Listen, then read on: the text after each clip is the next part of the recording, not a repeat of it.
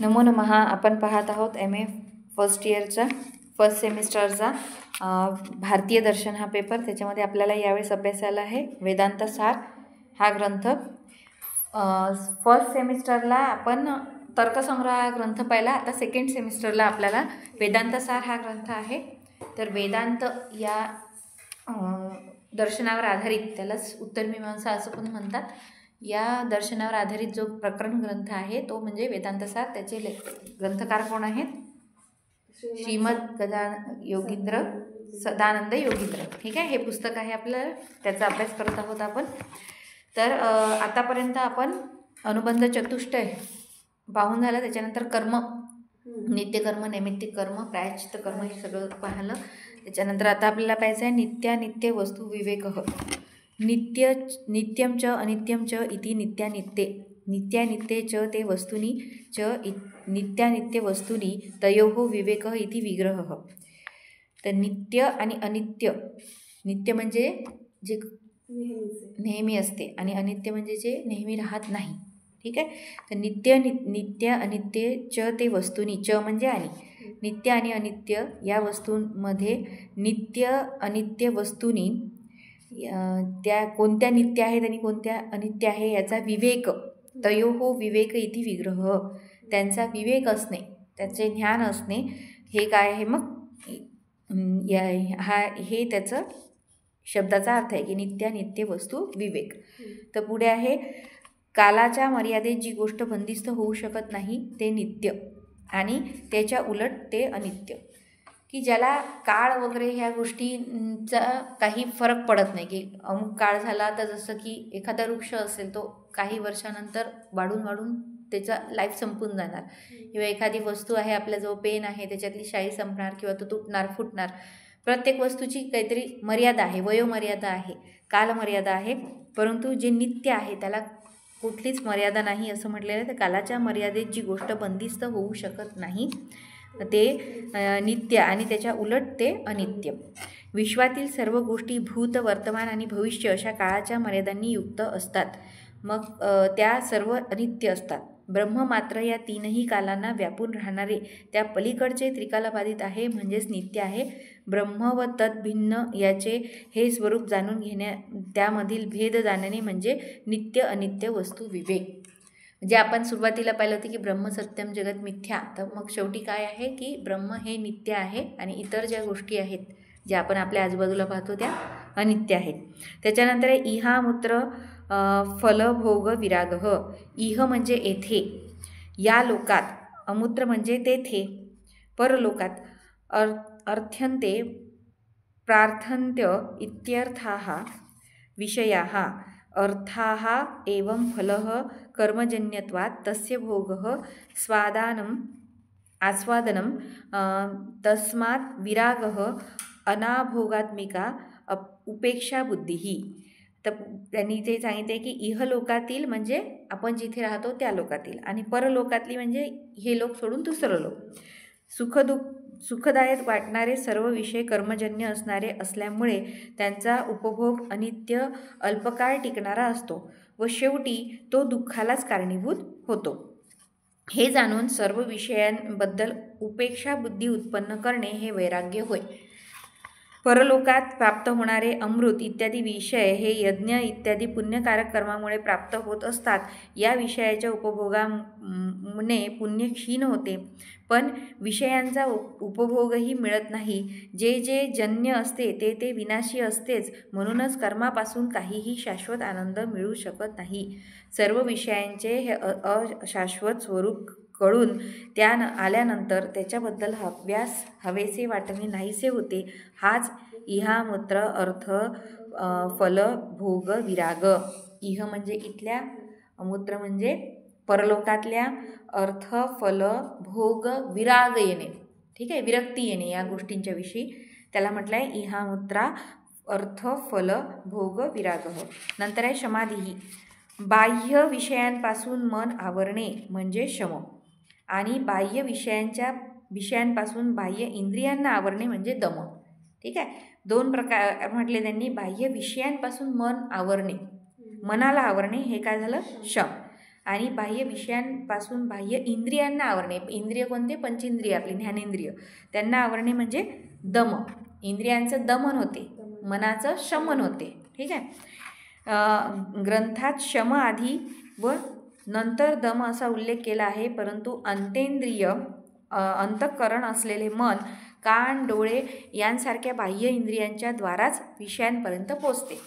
तेव्हा बाह्य इंद्रियांचा निग्रह झाल्यानंतरच मनाचा निग्रह होऊ शकतो. पाठक्रमापेक्षा अर्थक्रम बलवान असतो. या न्यायाने आधी दम आणि नंतर शम. म्हणजे पहिले तुम्ही बाह्य इंद्रिय जे आहेत त्यांना कंट्रोल करण्याचा प्रयत्न केला की मन हे आपोआप कंट्रोल होईल. नंतर शम असे घ्यायला हवे.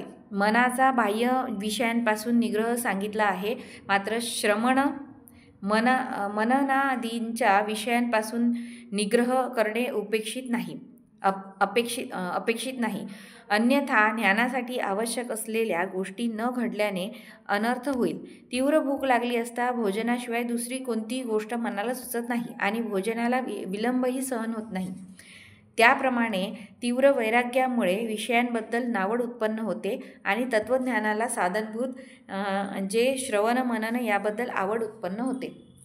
अशा वेळी पूर्वीच्या वासनांच्या जोरामुळे मन विषयांकडे पुन्हा ओढले जाते. असे मन ज्या अंतःकरण वृत्तीमुळे आवरले जाते त्याला शम असे म्हणतात. म्हणजे त्यांनी सांगितलं की प्रायमरी लेवलला काय होणार की आपण आपल्या इंद्रियांचं दमन करणार, म्हणजेच की स्वतःवरती ताबा मिळवण्याचा प्रयत्न करू. की आपल्याला सपोज सांगितलेलं आहे की गोड खाऊ नका, तर आपण किती इच्छा झाली, जिभेला किती इच्छा वाटत असली खाण्याची तरी खाणार नाही.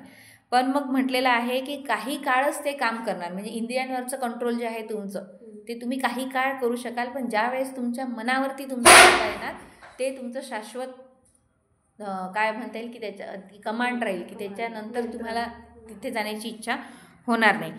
तर याच्याबद्दल म्हटलेलं आहे की पहिल्यापासून पाहू आपण. आता काय म्हटलेलं आहे की तीव्र भूक लागली असता भोजनाशिवाय दुसरी कोणतीही गोष्ट मनाला सुचत नाही आणि भोजनाला विलंबही सहन होत नाही. त्याप्रमाणे तीव्र वैराग्यामुळे विषयाबद्दल नावड उत्पन्न होते आणि तत्त्वज्ञानाला साधनभूत जे श्रवण मनन त्याबद्दल आवड उत्पन्न होते. अशा वेळी पूर्वीच्या वासनांच्या जोरामुळे मन विषयाकडे पुन्हा ओढले जाते. असे मन ज्या अंतःकरणवृत्तीमुळे आवरले जाते त्याला शम असे म्हणतात. मी करता नाही अशा भावनेने राहणे म्हणजे उपरती होय. मी करता नाही या भावनेने राहणे म्हणजे काय? उपरती. म्हणजे कर्म आपण करत आहे पण करता मी नाही, माझ्याकडून करून घेणारा परमेश्वर आहे असे म्हणणे, याला म्हटलेलं आहे उपरती. शीत उष्ण आणि त्यांच्यापासून होणारी सुखदुःखे शरीराशी संबंधित आहेत. चितस्वरूप आत्म्याशी त्यांचा संबंध नाही. अशा विवेकाने शीतोष्णादींचे मिथ्यारूप समजून घेऊन ते सहन करणे म्हणजे तितिक्षा होय. ठीक आहे. आता या सगळ्या पारिभाषिक शब्द आहेत वेदांताच्या दृष्टीने, तर त्या शब्दांचा आपल्याला अर्थ नेमका माहिती पाहिजे जेव्हा पेपरमध्ये लिहायची वेळ. शम म्हणजे काय, दम म्हणजे काय, तितिक्षा म्हणजे काय, उपरती म्हणजे काय. ठीक आहे. तर उपरती म्हणजे काय म्हटलं त्यांनी की मी करता नाही अशी भावना जी आहे ती आहे उपरती. आणि शीत उष्ण यांच्यापासून होणारी सुखदुःखे शरीराशी संबंधित आहे. की थंड गरम आपण लगेच आता थंडी आली तर आपल्याला स्वेटर घालावंच लागते, नाहीतर आपलं शरीर आजारी पडते. किंवा खूप उन्हाने सुद्धा बऱ्याचदा ऊन लागणे, तब्येत खराब होणे, चक्कर येणे वगैरे असे प्रकार घडतात. पण इथे म्हटलं आहे की शीत उष्ण आणि त्यापासून होणारी सुखदुःखे शरीराशी संबंधित आहे. चित्तस्वरूप आत्म्याशी त्याचा संबंध नाही. अशा विवेकाने शीतोष्णादींचे मिथ्यारूप समजून घेऊन ते सहन करणे म्हणजे तितिक्षा होय. आता कुंभमेळ्यामध्ये आपल्याला उदाहरणं पाहायला मिळते की एक जे तिथले योगी आहेत ते रोज मटक्यामध्ये पाणी ठेवतात रात्रीचे आणि कितीतरी मला वाटते 50च्या वर त्या थंड मडके स्वतःच्या अंगावरती ओतून घेतात सकाळी 4 वाजता. एवढ्या कडक आपल्यापेक्षा तिकडे डबल टिबल थंडी आहे. म्हणजे एवढ्या कमी तापमानामध्ये सुद्धा ते एवढ्या थंड पाणी अंगावर घेतात, त्याला काहीच वाटत नाही त्याच्याबद्दल. हिमालयामध्ये राहणारे नागा साधू असतात ते एवढ्या कडाक्याच्या थंडीमध्ये निर्वस्त्र राहतात की जेव्हा ट्रेकिंगला वगैरे जातात हे गिर्यारोहक तेव्हा त्यांना स्पेशली गिर्यारोहणासाठी तयार केलेले जॅकेट्स घ्यावे लागतात. आपले साधे स्वेटर घालून त्यांना तिथे जाता पण येत नाही. आणि एवढं करू नये एवढं म्हणजे त्यांचे वेगळे प्रकारचे शूज असतात, वेगळ्या प्रकारचे हँडग्लोव्ज असतात, मास्क असतात, स्वेटर्स असतात. हे सगळं घालूनसुद्धा बऱ्याचदा अति थंडीमुळे त्यांचे बोटं मधला रक्तस्राव थांबल्यामुळे त्यांचे बोटं कापावे लागतात.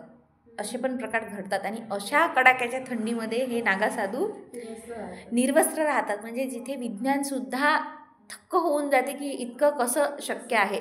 बर्फाच्या शिळेवरती बसतात ते लोक आणि त्यांना काहीच होत नाही. इथे म्हणजे गिर्यारोहकांचे अक्षरशः हात कापले गेलेले आहेत, बोटं कापल्या गेलेले आहेत, ते दगडासारखे काळे होऊन ते गँग्रीनसारखे. आणि म्हणजे हे एक चॅलेंजच आहे सायन्सला की मनाची अशी स्थिती करून घेणे की तुमचे हार्मोन्स म्हणा किंवा तुमच्या शरीराची रचना अशी होऊन गेलेली आहे की तुम्हाला थंडी, ऊन, वारा काहीच समजत नाही आहे शरीराला, की तुम्ही सहन करणं ही गोष्ट वेगळी आणि शरीर तुमचं त्या संवेदनाच्या पलीकडे जाणं ही खूप मोठी वेगळी गोष्ट आहे. म्हणजे ही थंडी आहे पण मी स्वेटर घालत नाही, करून घेऊ एखाद्या वेळेस, सहन करून घेईल व्यक्ती, पण माझ्या शरीरालाच समजत नाही आहे की थंडी आहे. या स्टेजपर्यंत जाणे ही स्टेज त्या साधूंना मिळालेली आहे. आणि त्याचं म्हणजे त्याच्याकडे जाण्याचा मार्ग तेच, ते ध्यान, धारणा, आराधना वगैरे जे आहे त्या मार्गाने जाऊन अध्यात्माच्या सानिध्यात राहून त्यांनी ते शरीराला बिलकुल असं बनवून टाकलेलं आहे की त्यांना काहीच जाणीव होत नाही कोणत्याच गोष्टीची. बरेचसे साधू असे आहे की त्यांनी एक हात 10-10 वर्ष वरच ठेवलेला आहे. तर ते अक्षरशः त्यांचे बोटं असे काम न केल्यामुळे पूर्ण असे जमा होऊन त्याचे नखं वगैरे असे पूर्ण वाकून गेलेले आहेत. म्हणजे त्या शरीरानेच त्या हाताचा त्याग करून टाकला की 10 वर्ष झाले तो हात असा आहे, तर त्या हाताला आपण 10 मिनिटंही नाही ठेवू शकत, ठरवूनही नाही करू शकत आपण ही गोष्ट, एक दिवसही नाही होऊ शकत आपल्याच्यानी. ते लोक 10-10 वर्ष कसे करत असतील, ज्याच्यासाठी काहीतरी म्हणजे आध्यात्मिक शक्तीच काम करत असेल, याच्यावर सायन्स तर थकून जाणार विचार करून करून असं आहे. तर मग इथे तेच दिलेलं की शीत उष्ण यांच्या त्यापासून होणारी सुखदुःखे शरीराशी संबंधित आहेत, चितस्वरूप आत्म्याशी त्यांचा संबंध नाही, असा विवेकाने शीतोष्णादीचे मिथ्यारूप समजून घेऊन ते सहन करणे म्हणजे तितिक्षा होय. शंकराचार्यांनी विवेकचूडामणी या ग्रंथात तितिक्षा आणि समाधान यांच्या व्याख्या अशा केलेल्या आहेत. सहनम सर्व दुःखानां प्रतिकारपूर्वकम चिंताविलापरहितम सा तितिक्षा निगद्यते. चिंता आणि दुःख न करता, प्रतिकार न करता सर्व दुःख सहन करणे म्हणजे तितिक्षा होय. सर्वदा स्थापनम बुद्धे शुद्धे ब्रह्मणि सर्वदा तत्समाधानम मित्युक्तम न तू चित्तस्य लालनम. शुद्ध ब्रह्माच्या ठिकाणी बुद्धी स्थिर करणे म्हणजे समाधान होय, मनाचे लाड करणे नव्हे. मुमुक्षत्व, अविद्या आणि तिच्यामुळे असणारा सर्व प्रपंच त्यांच्या ज्ञानाने निराश करून ब्रह्मस्वरूप होऊन राहणे म्हणजे मोक्ष. तद्विषयक इच्छा म्हणजे मुमुक्षा. ही इच्छा सामान्य इच्छेप्रमाणे बंधनकारक होत नाही, कारण ती इच्छा आत्म्यासंबंधी आहे. आता काय म्हटलेलं आहे, अविद्या आणि तिच्यामुळे भासणाऱ्या सर्व प्रपंच यांचा ज्ञानाने निराश करून ब्रह्मस्वरूप होऊन राहणे म्हणजेच मोक्ष. म्हणजे जे वाक्य आपण सुरुवातीला पाहिलं होतं, ब्रह्मसत्यम जगत मिथ्या, म्हणजे तू पण मिथ्या, मी पण मिथ्या, असं ह्या जगामध्ये जे सुरू आहे ते जणू काही एक व्हिडिओ गेम आहे की जो कोणीतरी खेळतो आहे आणि तो बस तेवढ्या गेमपुरताच सीमित आहे. हे जग, तो व्हिडिओ गेम जसा मिथ्या आहे, खोटा आहे, तेवढ्यापुरताच आहे, तसं आपलं जीवनसुद्धा तेवढ्यापुरतंच आहे. फक्त ब्रह्म हेच एकमेव सत्य आहे, हे ज्ञानाच्या आधारावर जाणून घेणे, त्यालाच म्हटलेलं आहे की ब्रह्मस्वरूप होऊन राहणे म्हणजे मोक्ष. तद्विषयक इच्छा म्हणजे मुमुक्षा. ही इच्छा सामान्य इच्छांप्रमाणे बंधनकारक होत नाही, कारण ती इच्छा आत्म्यासंबंधी आहे. नंतर आहे साधन चतुष्टय. आता साधन चतुष्टयबद्दल काय म्हटलेलं आहे, साधन चतुष्टयम ब्रह्मविद्यायै अधिकार संपादनार्थम आवश्यकम. मग साधन चतुष्टय ब्रह्मविद्याला अधिकार संपादन करण्यासाठी आवश्यक आहे. तानी चत्वारी साधनानी, त्या आताच पाहिल्या आपण, ते चत्वारी साधनानी कोणते कोणते आहेत, नित्य अनित्य वस्तू विवेक पाहिला आपण. हा नित्य आणि अनित्य वस्तूचा विवेक, काय नित्य आहे आणि काय अनित्य आहे हे जाणण्याचा विवेक. ठीक आहे. इह अमूत्र फल भोग विराग आपण पाहिले. इह म्हणजे येथे, अमूत्र म्हणजे दुसऱ्या परलोकामधले अर्थ, फल, भोग, विराग. अर्थाचा, फलाचा, भोगाचा विराग उत्पन्न होते. शमाधी षटक संपत्ती, याच्यातही पाहिलं समाधी षटक संपत्तीमध्ये पाहिलं की शम म्हणजे मनावर जे नियंत्रण मिळवलं जाते शम. दम म्हणजे जे इंद्रियांवरती आपण नियंत्रण मिळवतो. उपरती आपण पाहिलं, उपरतीमध्ये काय होतं, म्हणजे मी करत नाही, करता कोणीतरी दुसरा आहे. आणि तितिक्षा म्हणजे उष्ण शीत यांच्या पलीकडे जाऊन शरीराच्या ते शरीरावरती काय म्हणता येईल, नियंत्रण प्राप्त करणे. ठीक आहे. तर हे सगळं आपण शमाधी षट संपत्तीमध्ये पाहिलं. मुमुक्षत्व पाहिलं की मोक्ष प्राप्तीकरिता हे समजून घेणं की काय ब्रह्मस्वरूप होऊन राहणे. ठीक आहे. इति ब्रह्मैव एकम एव अद्वितीयं नित्यं वस्तु तस्मात् अन्यत् सर्वं अनित्यम इति विवेकः. ब्रह्मैव एकम, ब्रह्मच एक आहे, अद्वितीय आहे, नित्य आहे, नित्य वस्तू आहे. तस्मात् अन्यत् सर्वं अनित्यम इति विवेकः. त्यामुळे अन्य सर्व अनित्य आहे हा विवेक. स आपतातः अधिगत वेदार्थस्य अनुमान कुशलस्य एव भवति. आणि हे सगळं कशामुळे होते, वेदार्थ जाणून घेतल्यामुळे वगैरे ज्ञान झाल्यामुळेच ते सगळं अनुभवाने कुशल होते. नंतर आहे नित्यत्वं नाम कालान नवच्छिन्नत्वं भूतवर्तमान भविष्यादी कालभेदैः रहित्वं. नित्यत्व म्हणजे काय की काळाची ज्यांना सीमा नाही आहे, भूत वर्तमान भविष्य याच्यामध्ये ज्या गोष्टीला याचं बंधन नाही आहे. ठीक आहे. अनित्यत्वं नाम तद विपरीतम, आणि अनित्य त्याच्या विपरीत म्हणजे उलटे. नंतर आहे नित्य अनित्य च ते वस्तूनी च नित्य अनित्य वस्तूनी तयोः विवेक इति विग्रह. तेच आता जे आपण पाहिलं नित्य आणि अनित्य वस्तू जाणणे, त्याबद्दलचा विवेक असणे, हे आहे नित्य अनित्य वस्तू विवेक. विवेकमंतरेण वैराग्यात योगात विवेकस्य प्राथम्यम. विवेकमंतरेण वैराग्य योगात विवेकस्य प्राथम्यम, की विवेकाने वैराग्य येते आणि विवेकामुळेच त्याचा प्रारंभ होतो. नंतर आहे इहलोके भवाः ऐहिकाः. इहलोक म्हणजे ऐहिक, इथले. ठीक आहे. आणि वनिता गृहक्षेत्र पशुभृत्यादी विषयजन्य सुखरूपाः भोगाः. वनिता म्हणजे स्त्री, गृह म्हणजे घर, क्षेत्र म्हणजे जमीन वगैरे, पशुभृत्य म्हणजे नौकर आदी विषयजन्य सुखरूपाः, हे काय आहे, सुखजन्य रूप आहेत. भोगाः कृषिसेवा प्रतिहादी जन्याः अनित्याः दृष्टाः. आणि हे सगळे काय आहे, भोग आहे, हे अनित्य आहेत असं त्यांचं म्हणणं आहे. एवं आमुष्मिकाः पारलौकिकाः अपि मृतादी विषय सेवा जन्यानंदा यागादी कर्मजन्यत्वात् अनित्या भवितुम् अर्हन्ति निश्चित्य तेभ्यः नितरां जिहासा इहा मित्र फल भोग विराग. आणि पारलौकातील अमृत मिळण्यासाठी ते आपण पाहिलं होतं की जे यज्ञ केले जातात ते सुद्धा काय आहे, शेवटी ते अनित्यच आहे. कारण की कर्मजन्य जे आहे म्हणजे कर्माने जनित होणारे, कर्मामुळे जन्म घेणारे, कर्मामुळे काहीतरी होत आहे, ते नेहमी मर्त्य असते असं त्याच्यामध्ये वाक्य आलं होतं. त्याच्यामुळे हे पण काय आहे, मग अनित्य आहे. म्हणजे पारलौकातील अमृतासाठी पण केलं जाणारं कोणतं जर यज्ञ असेल तर तो सुद्धा अनित्य आहे असं म्हटलं गेलेलं आहे. शमः विषयेभ्यो मनसो विग्रह. शम म्हणजे काय की विषयांच्या बाबतीत मनाचा निग्रह म्हणजे शम. दमश्च विषयेभ्यः बाह्येंद्रियाणां निग्रह. आणि दम म्हणजे बाह्येंद्रियांचा निग्रह. मनसः बहिः प्रवृत्तौ बाह्य इंद्रियाणां द्वारत्वात् तत् निरोधम अंतरेण मनोनिग्रह शक्तेः दमानंतरम शमो द्रष्टव्यः पाठक्रमादर्थस्य बलीयत्वात्. तेच की आधी मनाचं शमन म्हणजे आधी इंद्रियांचं दमन करावं लागेल, त्याच्यानंतर मनाचं शमन करावं लागेल.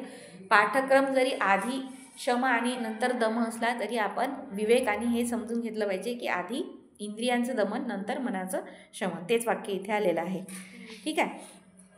नंतर बाह्येंद्रियाणां विषयेभ्यः उपरमणं पुनर्विषय प्रवृत्त्यम अनुत्साहकरणेन स्थिरीकरणं उपरतीही. मग उपरती जे आपण पाहिलं होतं, बाह्य इंद्रियांच्या विषयांना आपण दमन केलं. पुनर्विषय प्रवृत्ती अनुत्साहन करणेन, अनुत्साह विषयांच्या बाबतीत अनुत्साह असणे, स्तरीकरणं उपरतीही अथवा विहितानां अवश्यकर्तव्यतया चोदितानां संध्यावंदन अग्निहोत्रादीनां कर्माणां विधीनां श्रुति स्मृत्य युक्तमार्गेण परित्यागः संन्यासः नाहं कर्तेत्यवस्थानां उपरतीही. किंवा अथवा म्हटलेलं आहे विहितानां आवश्यक कर्तव्यतया च उदितानाम. च उदितानाम म्हणजे च उदितानाम आलेला आहे. उदित म्हणजे सांगितलेले. संध्या वंदनादी अग्निहोत्रादी नाम कर्मानाम. संध्या वंदन अग्निहोत्र इत्यादी कर्मांचे विधीनाम श्रुती स्मृत्य उक्त मार्गेन. श्रुती आणि स्मृती यांच्यामध्ये उक्त म्हणजे सांगितले गेलेल्या मार्गाने परित्याग करून संन्यास न अहम कर्तेत्य अवस्थानम उपरती. जे आपण पाहिलं होतं की कर्मांच्याबद्दल कर्मत्याग करणे किंवा हे माझे कर्म नाही असे मानाने हे आपण उपरती म्हटलेलं होतं. त्याच्याबद्दल त्यांनी म्हटलं की संन्यास घेणे या सगळ्या गोष्टींमधून याला त्यांनी उपरती म्हटलेलं आहे. विवेक दीपेन मिथ्याभूतस्य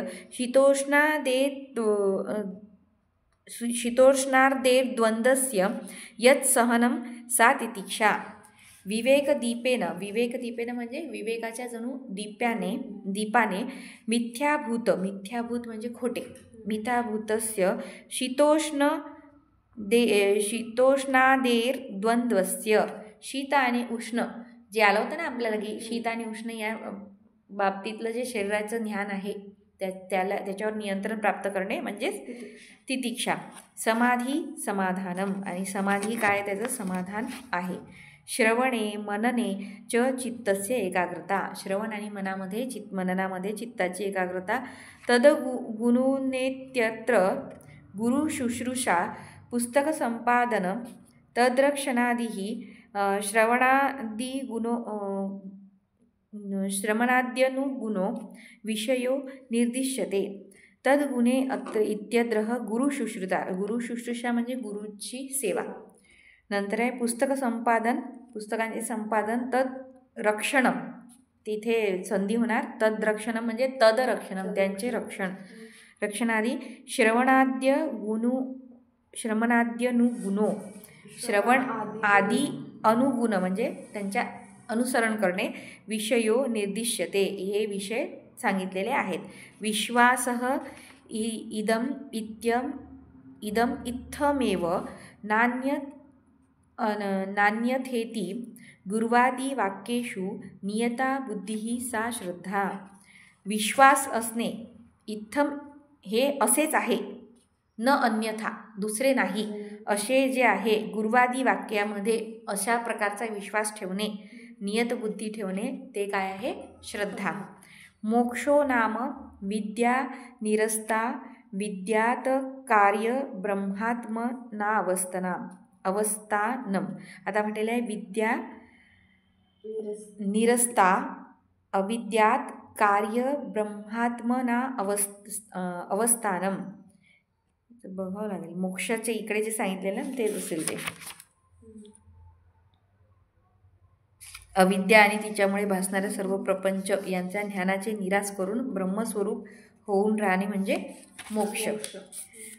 नंतर आहे तद्विषये मोक्षिच्छा, आणि त्याविषयीची मोक्ष असण्याची इच्छा. तद्वत्वम मुमुक्षत्वम, आणि तेच म्हणजे मुमुक्षत्व. एवं साधन संपन्ने अधिकारिणे गुरुणा आत्मज्ञानम देयम इति शास्त्रम. आता हेच म्हटलेलं आहे की गुरुणा आत्मज्ञानम, गुरूंकडून आत्मज्ञान घेणे हेच काय मग शास्त्र आहे. तर आता इथे आपण पाहिलं साधन चतुष्टय. कोणते आहे साधन चतुष्टय? नित्यानित्य वस्तुविवेक, त्रार्थ फल भोग विराग शमादी षट जे आहे ते आणि मुमुक्षत्व हे काय आहे साधन चतुष्टय. आणि हा खूप महत्त्वाचा प्रश्न आहे, हा पेपरला येणार म्हणजे येणार. विषयो जीव ब्रह्मैक्यम शुद्ध चैतन्यम प्रमेयम तत्रैव वेदांतानां तात्पर्यात संबंधस्तु तदैक्य प्रमेयश्च तत्प्रतिपादको उपनिषद प्रमाणस्य च बोधबोधक भावलक्षणः प्रयोजनं तु तदैक्य प्रमेय गता ज्ञान निवृत्तिः वाप्तिश्च तरति शोकमात्मवित् इत्यादि श्रुतेः ब्रह्मवेद ब्रह्मैव इति इत्यादी श्रुतेश्च हे श्रुतीमध्ये आहे. श्रुती म्हणजे वेदवाक्य. ठीक आहे. ब्रह्मवेद ब्रह्मैव भवती ह्याच्या खाली अंडरलाईन करून घ्या. वेदांतशास्त्राचा विषय म्हणजे जे जाणण्यास योग्य आहे प्रमेय ते जीव आणि ब्रह्म यांचे ऐक्य म्हणजेच शुद्ध चैतन्य होय. इथे दिलेलं आहे विषयो ब्रह्मैक्यम शुद्ध चैतन्यम प्रमेय तत्रैव वेदांतानां तात्पर्यम.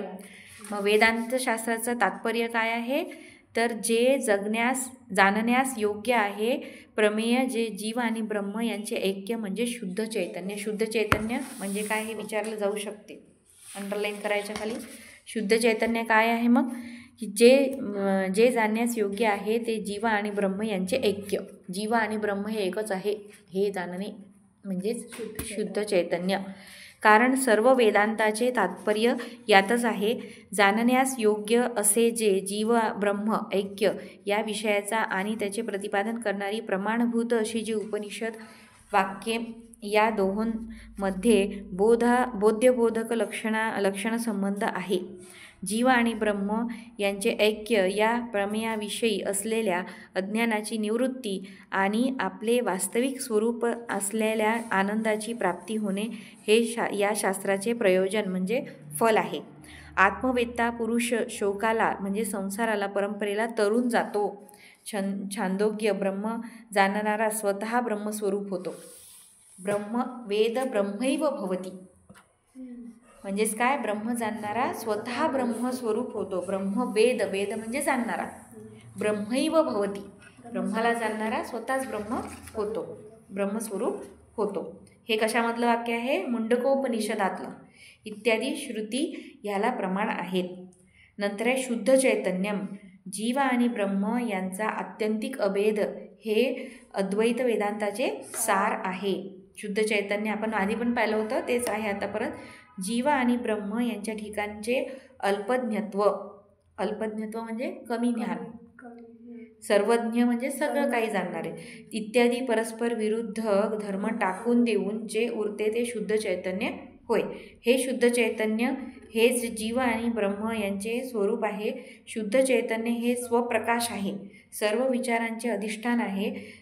सामान्य रूपात ते प्रमेय म्हणजे प्रमाणांनी जाणून घेण्यास योग्य होऊ शकणार नाही, परंतु अनादी अविद्येने आच्छादित झालेल्या त्याचे वास्तविक रूप झाकले गेले आहे.